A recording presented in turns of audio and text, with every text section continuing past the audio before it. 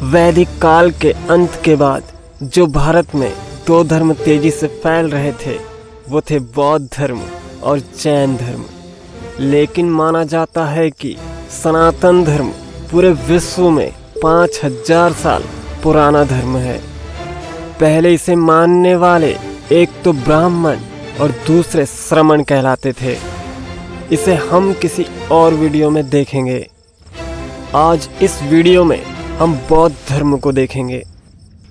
563 ईसा पूर्व नेपाल की पहाड़ी में कपिलवस्तु के लुम्बिनी ग्राम में जिस ओजस्वी बालक ने जन्म लिया उसे आज हम गौतम बुद्ध के नाम से जानते हैं।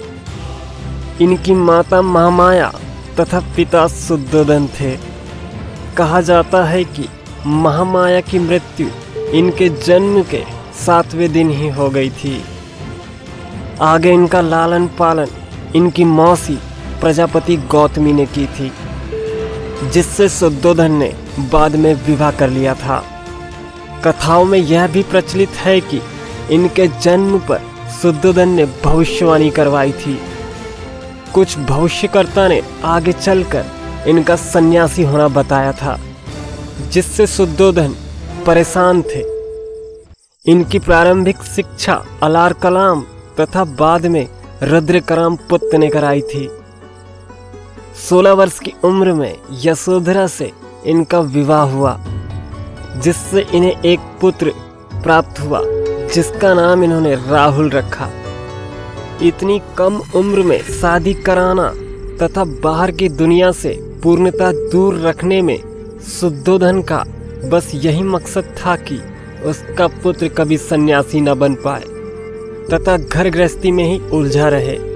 लेकिन होनी को कौन टाल सकता था। इसके चलते बाहर की दुनिया को देखने के लिए बुद्ध भी जिज्ञासु थे।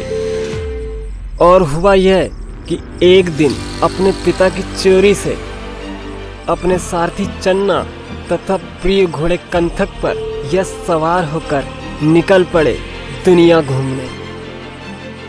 और बाहर की दुनिया में 4 लोगों पर गौर किया। एक था बूढ़ा, दूसरा बीमार था, तीसरा किसी का शव था और चौथा एक सन्यासी था जिसके मुख पर लालिमा थी। उसके चेहरे पर ओजस्वी और तेज गुण साफ साफ झलक रहे थे। और यही भगवान बुद्ध को भा गया और शादी के 13 वर्ष बाद 29 वर्ष की आयु में इन्होंने गृह त्याग का फैसला किया, जिसे बौद्ध धर्म में महाभिनिष्क्रमण कहा गया है।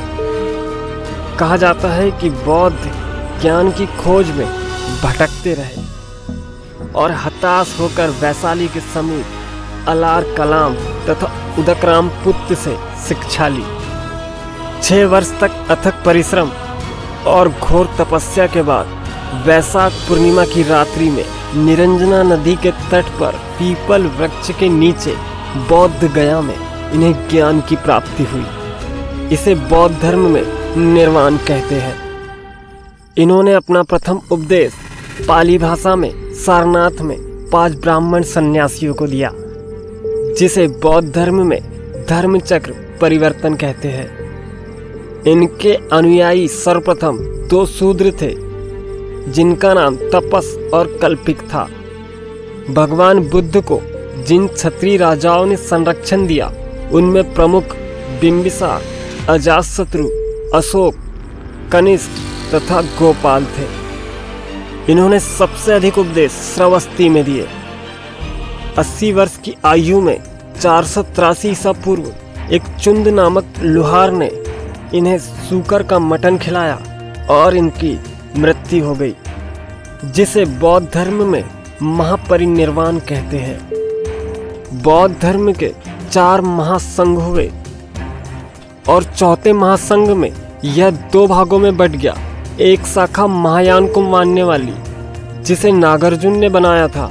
इनका मानना था कि बौद्ध धर्म में कुछ सुधार होना आवश्यक है, और हीनयान को मानने वाले बौद्ध धर्म को यथावत चलाना चाहते थे।